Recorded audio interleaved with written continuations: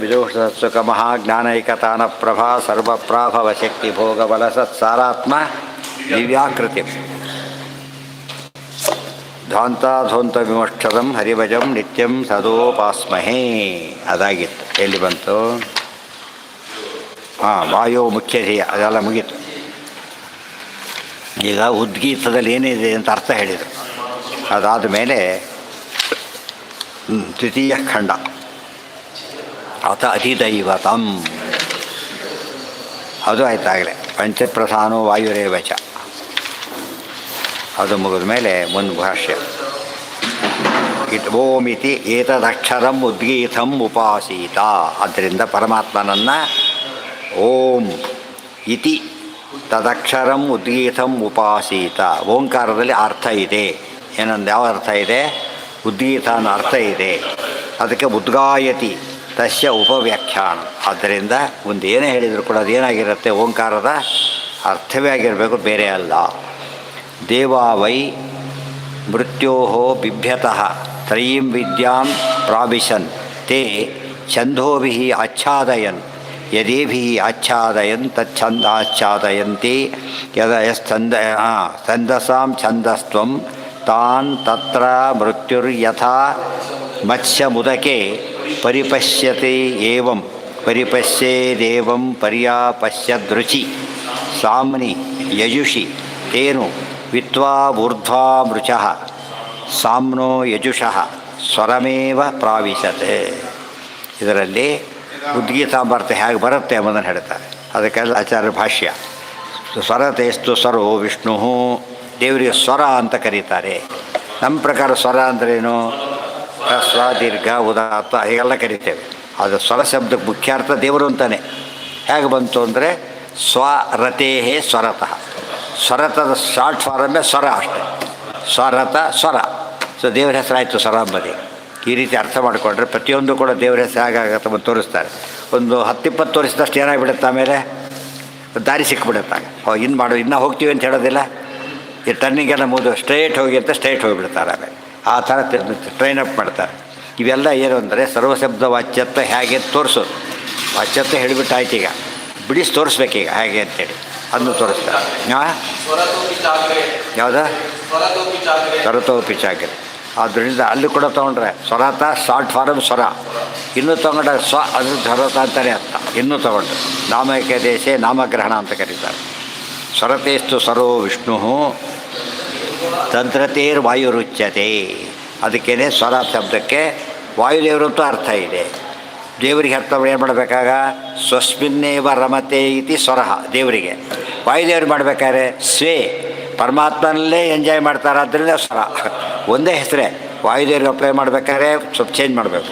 ದೇವರಿಗೆ ಈ ರೀತಿ ಅರ್ಥ ಆಗುತ್ತೆ. ಸ್ವಸ್ಮಿನ್ನೇವ ಒಂದು, ಸ್ವೇ ಏವ ಒಂದು. ಸ್ವೇ ಅಂದರೆ ಭಗವಂತನಿಗೆ ಸ್ವ ಅಂತ ಹೆಸರಿದೆ. ಸ್ವ ಅಂದರೆ ಭೂರ್ಭುವ ಸ್ವಹ. ಸ್ವ ಅಂತ ದೇವರಿಗೆ ಹೆಸರಿದೆ. ಆದ್ದರಿಂದ ತನ್ನಲ್ಲೇ ಸಂತೋಷ ಪಡೋನು ಪರಮಾತ್ಮ. ದೇವರಲ್ಲೇ ಸಂತೋಷ ಪಡೋ ವಾಯುದೇವರು. ತಮ್ಮಲ್ಲೇ ಅನ್ನಬಾರ್ದು. ಅದಕ್ಕೆ ಭೇದ ಇದೆ. ಆ ಭೇದ ಇಲ್ಲದೆ ಹೋದರೆ ಹಾಗೆ ಅರ್ಥ ಮಾಡಬೇಕಾಗಿತ್ತು. ಭೇದ ಇರೋದ್ರಿಂದ ಅರ್ಥ ಮಾಡಬಾರ್ದು. ಹಾಂ, ಮುಂದಾಗುತ್ತೆ. ಇಲ್ಲಿ ಅರ್ಥ ಅಲ್ಲ. ಇಲ್ಲಿ ಎಲ್ಲ ಕೊಟ್ಟಿರೋದು ಏನೀಗ? ಸ್ವರ ಶಬ್ದ ವಿಷ್ಣುವನ್ನು ಹೇಳುತ್ತೆ. ಹೇಗೆ ಹೇಳುತ್ತೆ? ಸ್ವರತನಾದ್ರಿಂದ ಸ್ವರ.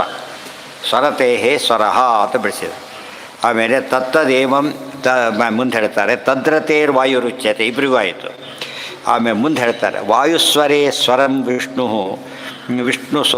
ವಿಷ್ಣು ಓಮಾಖ್ಯಂ ಸಮುಪಾಸರೆ. ಈಗ ಅರ್ಥ ಮಾಡಿಕೊಂಡ್ರು. ವಾಯುದೇವರನ್ನು ಅಧಿಷ್ಠಾನ ಮಾಡಿಕೊಂಡು ಸ್ವರ ಅಂತ ವಿಷ್ಣುವಿನ ಆರಾಧನೆ ಮಾಡ್ತಾ ಇದ್ದಾರೆ. ರೀಚ್ ಆಯ್ತದೆ. ಇವರು ಸ್ವರ ಅಂದರೆ ಪ್ರತಿಮೆ, ಅವರು ಸ್ವರ ಅಂದರೆ ಪರಮಾತ್ಮನೇ. ಈ ರೀತಿ ವಾಯುದೇವರು ಪ್ರತಿಮೆ ಮಾಡಿಕೊಂಡು ಆ ರೀತಿ ಹೇಳ್ತಾ ಇದ್ದರೆ ಅದು ಸಿದ್ಧಿ ಬರುತ್ತೆ. ದೇವ ಆ್ಯಕ್ಚುಲಿ ಯಾವ ಸ್ವರ ಬರಬೇಕಾದ್ರೂ ವಾಯುದೇವರು ಇರಬೇಕು. ಮಾತಾಡ್ಬೇಕಾದ್ರೆ ಎಲ್ಲಿ ಬರಬೇಕಾದ್ರೆ ಸ್ವರ ಹೋಗ್ಬಿಟ್ಟಿದೆ ಅಂತಾರಲ್ಲ, ಈಗ ಬರೋದಿಲ್ಲ. ವಾಯುದೇವರು ಇಲ್ದ ಉಚ್ಚಾರ. ನೀವು ಸ್ವಲ್ಪ ದೊಡ್ಡದು ಉಚ್ಚಾರಣೆ ಮಾಡಬೇಕು. ಧ ಶಕ್ತಿ ಜಾಸ್ತಿ ಬೇಕಾಗ, ದ ಸ್ವಲ್ಪ ಕಡಿಮೆ ಆಯ್ತು. ಗೊತ್ತಾಯ್ತಾ? ಎಷ್ಟು ಸ್ವಾರಸ್ಯ ಇದೆ. ಸೊ ವಾಯುದೇವರು ಉಚ್ಚಾರಣೆ ಮಾಡಿಸ್ಬೇಕಾದ್ರೂ ಯಾರು ಬರಬೇಕು? ಉಚ್ಚಾರಣೆ ಮಾಡೋಕ್ಕೆ ಬರೋದಿಲ್ಲ. ಅವರು ಅಂತ್ಯಕಾಲದಲ್ಲಿ ಪ್ರಾಣ ಹೋಗ್ತಾ ಇದೆ, ಮಾತಾಡಲಿಕ್ಕೆ ಬರೋದಿಲ್ಲ. ಟೋಟಲಿ ತೆಗಿಲಕ್ಕೆ ಹೋಗ್ತಾರೆ, ಮಾತಾಡಲೇ ಬರೋದಿಲ್ಲ.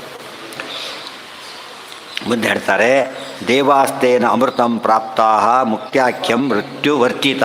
ಈ ಉಪಾಸನೆ ಮಾಡೋದಕ್ಕೆ ಏನಾಯಿತು ಗೊತ್ತಾ? ಮೋಕ್ಷಕ್ಕೆ ಹೋದು. ಇದು ಯಾರು ದೃಷ್ಟಾಂತ? ವಾಯುದೇವರ ಮೂಲಕ ಆರಾಧನೆ ಮಾಡಿದ ಉದ್ಧಾರವಾದರು ಅಂದರೆ ಮಧ್ವಮತವೇ ಮತವು ಸಕಲ ಶ್ರುತಿ ಸಮ್ಮತವು, ಉದ್ಧಾರ ಆಗೇ ಆಗ್ತದೆ. ಈ ದಾರಿಗೆ ಹೋಗ್ರಿ ಕನ್ಫ್ಯೂಷನ್ ಅಂತಾರಲ್ಲ ಹಾಗೆ ಸ್ಟ್ರೇಟ್ ಹೋಗ್ತಾ ಇರಿ ಅಷ್ಟೇ, ಏನು ಯೋಚನೆ ಇಲ್ಲ. ಬೇರೆ ಬರೀ ಟರ್ನಿಂಗ್ಗಳು, ಆಮೇಲೆ ಎಲ್ಲೋ ಹೋಗೋ ಚಾನ್ಸ್ ಭಾಳ ಜಾಸ್ತಿ ಇದೆ. ಅದರಲ್ಲಿ ಮುಖ್ಯ ಗುರಿ ಬಿಟ್ಟು ಬೇರೆ ಕಡೆ ಹೋಗ್ತಾರೆ. ಆದ್ದರಿಂದ ವಾಯುದೇವರ ಹತ್ರ ಹೋದರೆ ಬದ್ಧಪಥದ ಸಿದ್ಧಾಂತದ ಪದ್ಧತಿ ಅಂದರೆ ದಾರಿ ಅಂತ ಅರ್ಥ, ಪದ್ಧತಿ ದಾರಿ ಅಂತ ಅರ್ಥ. ಯಾಕೆಂತಾರೆ ಗೊತ್ತಾ? ಪದ್ಧತಿ ದಾರಿಗೆ ಪದ್ಧತಿ ಕಾಲಿಂದ ತುಳಿದು ಏನಾಗುತ್ತೆ? ಅದು ದಾರಿ ಕ್ರಿಯೇಟ್ ಆಗುತ್ತೆ. ಅದಕ್ಕೆ ಪದ್ಧತಿ ಅಂತ ಅದಕ್ಕೆ ಹೆಸರು. ದೊಡ್ಡವ್ರು ಹೋದ ದಾರಿನೇ ದಾರಿ. ಸುಮ್ಮನೆ ನೂರಾರು ಗೊಂದಲ ಬೇಡ. ರಾಯರ ಬಗ್ಗೆ ಭಕ್ತಿ ಇದೆಯೋದಲ್ಲೋ ಅವ್ರು ಹೇಳಿ ನಡ್ಕೊಂಡ್ಬಿಟ್ರೆ ಮುಗಿದೋಯ್ತಾರೆ. ಹೇಗೆ ಮಾಡಿದ್ರು ಮಾಡಿದಾಯ್ತು, ಗೊಂದಲನೇ ಬೇಡ. ಅವ್ರು ಏಕಾಸಿ ನಾವು ಮಾಡ್ತೀವಪ್ಪ, ಇನ್ನೇನು 100 ಕಾರಣ ಕೊಡಬೇಡ್ರಿ ನೀವು, ಮುಗಿದೋಯ್ತು ಅಷ್ಟೆ. ಬಿಡಿ ಅಂದರೆ ಬಿಡೋದಿಲ್ಲ, ಅವ್ರು ಮಾಡ್ತಾರೆ ನಾವು ಮಾಡ್ತೀವಿ ಅಷ್ಟೆ. ಇದೇನು ಮಾಡೋಕ್ಕೆ ಬರೋದಿಲ್ಲ. ಆಗ ಕರೆಕ್ಟ್ ಆನ್ಸರು. ಅದಕ್ಕೇನು ಹೇಳಿದ್ರು? ಮಹಾಜನೋ ಏರಗತಸ್ಸಪಂಥ, ದೊಡ್ಡವ್ರು ಹೋಗಿದ್ದೇ ದಾರಿ ಅಂತ ಕರೀತಾರೆ. ತಾನೇ ದೊಡ್ಡವ್ರು ಅಂದ್ಕೊಂಡ್ರೆ ಪಜಿತಾಗತ್ತೆ, ತಾನು ಹೋಗಿದ್ದೇ ದಾರಿ ಆಗಿಬಿಡುತ್ತೆ. ಹಾಗಾಗಬಾರ್ದು.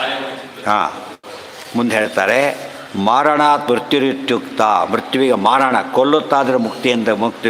ದುರ್ಗಾದೇವಿಗೆ ಹೆಸರಿದೆ. ದುರ್ಗಾ ತದ್ಭಯತಃಸುರಾಹ, ಅದಕ್ಕೆ ಸೋಮಮಿತ್ಯುಪಾಸ್ಯತ್ವಂ ವಿಷ್ಣು ಪರಮಾಮೃತಮಾಪಿರೇ ಇತಿ ಸಂಧ್ಯಾನೇ ಊರ್ಧ್ವಾಹ ಉತ್ತಮಾಹ. ಇಲ್ಲಿ ಪಾಯಿಂಟ್ ಇಷ್ಟೇ, ಮೃತ್ಯು ಅಂದರೆ ದುರ್ಗಾದೇವಿ. ದುರ್ಗಾದೇವಿ ಮೃತ್ಯು ಕೊಲ್ಲಕ್ಕೆ ಬರ್ತಾ ಇದ್ದಾರೋ ಅದು ಬಿಡಿಸ್ಕೋಬೇಕಾದ್ರೆ ದಾರಿ ಎರಡೇ. ದೇವ್ರನ್ನ ಹತ್ರ ಬೇರೆ ದಾರಿ ಇಲ್ಲ. ದುರ್ಗಾದೇವಿ ಶರಣಾದ್ರೆ ಅಲ್ಲಿ ಹೋಗಿ ಬರ್ರಿ ಅಂತಾರೆ, ಇಲ್ಲಿ ಕೊಡೋದಿಲ್ಲ ಅವರು. ಇನ್ ಬಿಟ್ವೀನ್ ಯಾರಿದ್ದಾರೆ? ಈಗ ವಾಯುದೇವರಿದ್ದಾರೆ. ಅದಕ್ಕೆ ಅಮೃತ ಅಂತ ಅವ್ರ ಹೆಸರು. ಅವ್ರ ಮೂಲಕ ಹೋದರೆ ಸಿಕ್ಕಿಬಿಡ್ತಾರೆ ಅಂಬೋದು ಇಲ್ಲಿ ಗೊತ್ತಾಯಿತು. ಇದಿಷ್ಟರ ಸಾರಾಂಶ ಹೇಳಿಬಿಡಿ. ಅದಕ್ಕೆ ತಮ್ಮ ಮಾತು ಇಲ್ಲೇ ಇಲ್ಲ, ದೊಡ್ಡ ಕೊಟೇಶನ್ ಅಷ್ಟೇ. ಇದು ಆಚಾರ್ಯ ಶೈಲಿ. ಅಂದರೆ ಏನಾಯಿತು? ವಾಯುದೇವರಲ್ಲಿ ಹರಿಯನ್ನು ಉಪಾಸನೆ ಮಾಡಿದರೆ ಮಾತ್ರ ಉಪಾಸನೆ ಆಗುತ್ತೆ, ಹೊರತು ಇಲ್ಲ ಹೋದರೆ ಇಲ್ಲ. ಹಾಲು ತಂದು ಕೊಡ್ತಾರೆ, ಬರೀ ಕುಡಿಯೋಕ್ಕಾಗುತ್ತಾ ನಿಮಗೆ? ಒಂದು ಪಾತ್ರೆಯಲ್ಲಿ ಕೊಡಬೇಕು ತಾನೆ, ಅವರೇ ವಾಯುದೇವರು. ನಾಳೆ ದಿವಸ ನಾಳೆ ತಿಳ್ಕೊಂಡು ಬರಬೇಕಷ್ಟೆ. ಸರ್ವೇಂದ್ರಿಯ ಪ್ರೇರಕೇಣ ಶ್ರೀಪ್ರಾಣಪತಿ ನೀಡಿತ ಇದವೋಚವಹಂ ತೇನ ಪ್ರಿಯತಾಂ ಕಮಲಾಲಯ